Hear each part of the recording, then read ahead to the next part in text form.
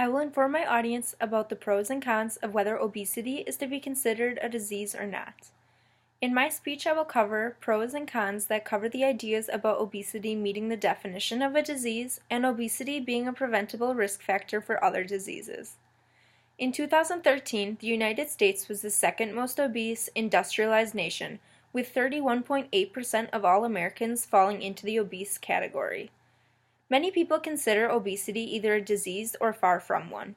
After doing a lot of research and being involved in the health field studies for some time now, I am confident in my knowledge of this topic. Obesity has become one of the leading health concerns and affects everyone, whether it is directly or indirectly. I will discuss the pros and cons behind ideas in which help people determine whether obesity should be considered a disease through my main points of obesity meeting the definition of a disease and it being a preventable risk factor for other diseases.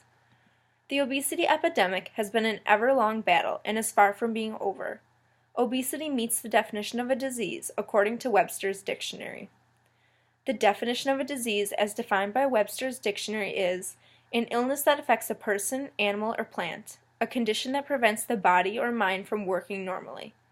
This definition helps to give a positive argument. Obesity impairs the normal functioning of the human body. Obese people have excess fat in their bodies. The excess fat causes overproduction of leptin and other food intake. Leptin is a molecule that regulates food intake and the amount of energy expended. This is one way that the body's normal functioning is impaired, because it leads to abnormal regulation of food intake and energy expenditure. Obesity can also cause people to have trouble with their range of motion and impair mobility. The range of motion is most affected in the knees and hips. The weight from the body wears on the joints.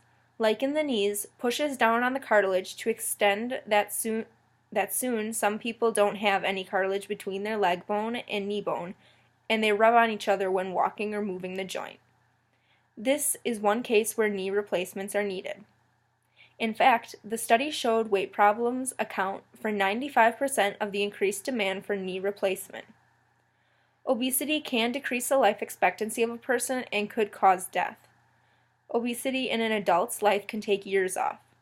I found a study comparing body mass index of 40 to 59 kilograms per meter squared and mortality rates. These were their results.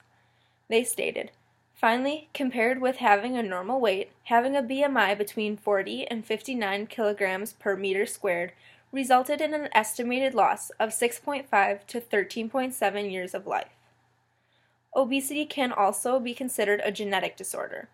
Like sickle cell anemia and Tay-Sachs, obesity is considered a genetic disorder by some. Some studies have proven that obesity can be inherited and be genetic like these diseases. Researchers have found a gene that is linked to lower activity in a part of the brain that controls different impulses and responses to taste and texture of food.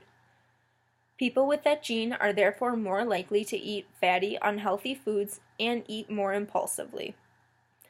Obesity impairs the normal functions of the body by regulation of food intake and energy expenditure.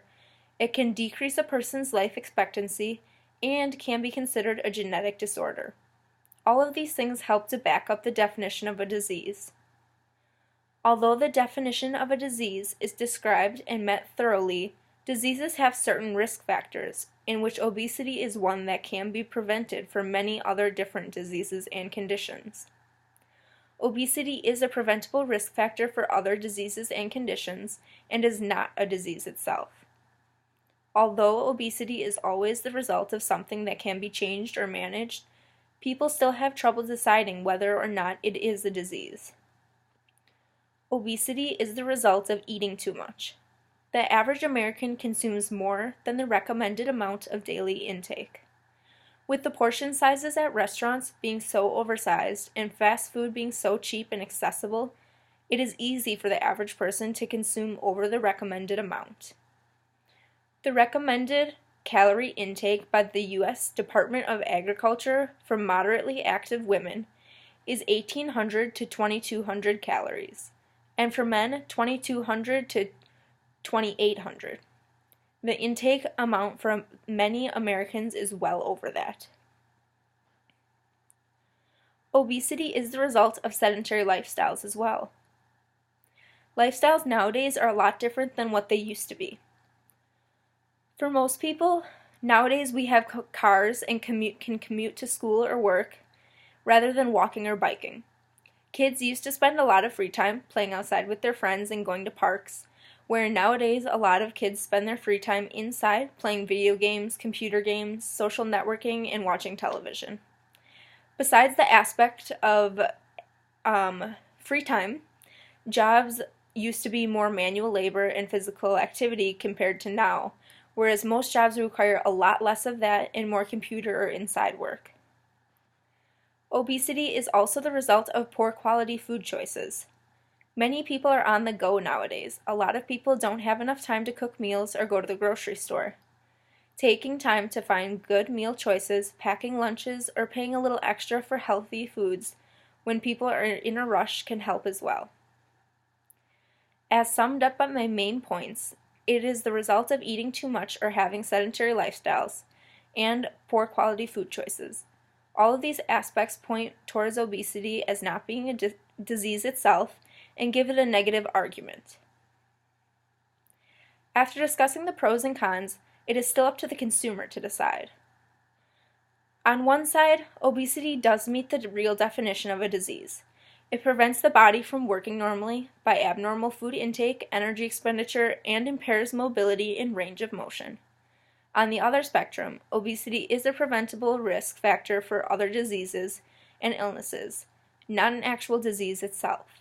Obesity is always the result of some other thing, which makes this problem very preventable. Obesity has been a rising epidemic throughout the past years. The topic of whether obesity should be considered a disease or not remains controversial, but no matter whether you think it should be or shouldn't be considered a disease, there are many things we can do in order to help this epidemic, starting with ourselves, friends, and family.